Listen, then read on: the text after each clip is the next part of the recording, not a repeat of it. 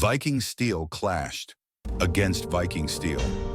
On the sun-baked fields far from their frosty homeland, Norse warriors found themselves staring down their own kin, not as allies, but as enemies. This wasn't a raid, it was war, and it didn't happen in Scandinavia. It happened in Byzantium. How did the sons of Odin end up fighting each other on foreign soil? What drove these sea-born brothers, bound by blood and saga, to spill each other's blood in service of rival empires? This is the story of the Varangian Guard, Norse mercenaries who became the elite bodyguards of Byzantine emperors, and the Rus, the powerful Slavic Norse people rising in Eastern Europe. It's a moment in history where Viking honor met imperial politics, and loyalty was no longer owed to blood, but to gold and empire. The 10th and 11th centuries were a crossroads. Vikings weren't just raiders. They were traders, settlers, diplomats, and soldiers of fortune. Some sought glory, others sought gold, but all carried the legacy of the North in their bones. In this clash, we see the full spectrum of Viking destiny, from brotherhood to betrayal, from the icy fjords to the golden domes of Constantinople.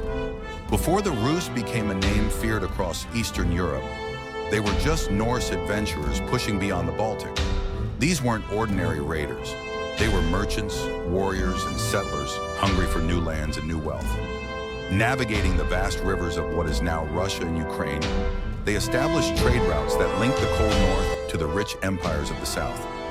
By the 9th century, these Norsemen began forging something permanent, a new identity. Blending with Slavic tribes, they founded cities like Novgorod and Kiev, laying the foundations for what would become Kievan Rus. Their chieftains adopted Slavic languages, intermarried, and slowly transformed from Viking raiders into princely rulers. Yet they never abandoned their warrior roots. The Rus became known for brutal raids and decisive military campaigns, even attacking Constantinople itself on more than one occasion. The Byzantines took notice.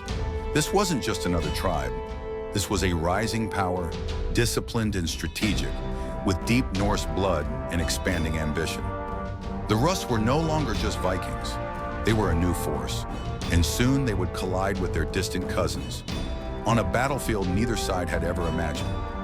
Far to the south, the Byzantine Empire, rich, ancient, and constantly under threat, needed warriors it could trust. Its own armies were often tangled in politics, prone to betrayal. The emperors needed loyalty beyond blood ties, and they found it in the fierce Norsemen from the north. The Varangian Guard was born from desperation and strategy. After a series of military crises, Emperor Basil II struck a deal with the Norse, gold and glory in exchange for unwavering service. These weren't just any mercenaries. They were handpicked, towering warriors, axe-wielding, oath-bound, and feared by all who faced them. For the Vikings, this was no mere job. It was elevation. In Byzantium, they weren't barbarians. They were elite. They guarded emperors, led charges, and stood at the very heart of power in Constantinople. With their iconic bearded axes and foreign tongues, they became symbols of strength and loyalty in the empire. But loyalty to Byzantium meant turning away from their roots. These were Norsemen, yes, but ones who swore allegiance to an emperor thousands of miles from their homeland. They adopted the riches, rituals, and robes of the East, while keeping the fury of the North. It was a strange brotherhood. Vikings serving Christian emperors in golden palaces, defending cities they once dreamed of plundering. And when Byzantium's enemies included the Rus, it set the stage for a chilling reality. Norsemen standing shield to shield against their own blood. They had come seeking gold, but they'd find themselves in a war of identity, loyalty, and survival. Tensions between the Byzantine Empire and the Rus weren't new. Since the late 9th century, the Rus had raided Constantinople, signed uneasy treaties, and even served in Byzantine campaigns. But as both powers expanded, so did their friction, and eventually it erupted into open conflict. In 1043, the last major Rus-Byzantine War broke out. The Rus, led by Prince Vladimir of Novgorod, launched a naval assault against Constantinople. Their fleet, hundreds strong, surged across the Black Sea, and waiting for them were not only Byzantine Marines, but the elite Varangian Guard. Norsemen prepared to cut down their kin. Imagine the chaos, shouting in Old Norse on both sides, axes raised high, war cries echoing over the water. The Rus, hardened warriors from Kiev and Novgorod, found themselves face to face with men who looked, fought, and spoke just like them.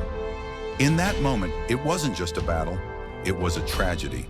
The Varangians held the line. The Byzantine fleet counterattacked with Greek fire, a terrifying weapon that turned the sea itself into flame. Ships burned, warriors drowned, and the Rus invasion crumbled. Thousands died. Many more were captured, chained, or scattered. For the Varangians, victory came at a cost. They had slain men whose names sounded like their own, whose gods they once shared, whose ancestors had crossed the same cold seas. They had become the sword of an empire that demanded loyalty, even when it meant turning that sword on their own people. The aftermath was bitter. Byzantium reasserted dominance, and the Rus withdrew. But the emotional toll of that clash lingered, in sagas and scars, and in whispered stories told by firelight.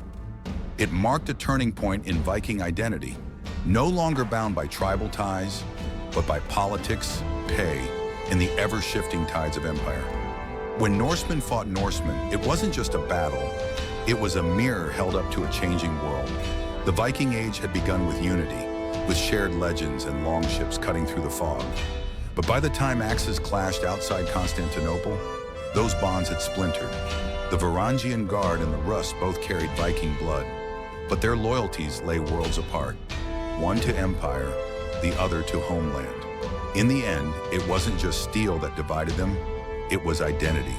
If you found this story as haunting as it is epic, hit that like button, share your thoughts below, and subscribe for more powerful moments from history.